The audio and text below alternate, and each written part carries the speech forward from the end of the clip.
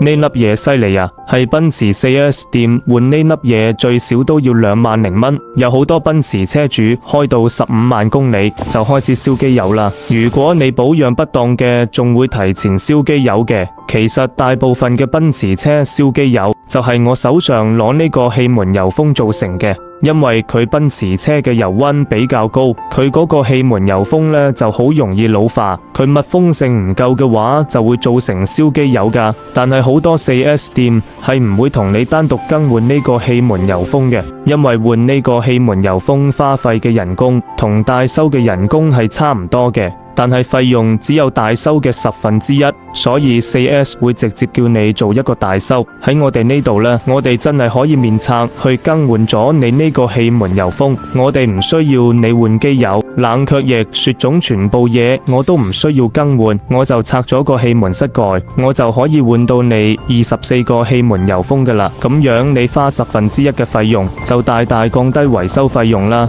有返一定年份嘅車燒機油，大部分都係呢個氣門油封造成嘅。如果你部車燒機油，可以評論區報上你嘅車型，幾多公里燒1升機油過嚟我度，我同你檢查一下，出一個治理嘅方案俾你。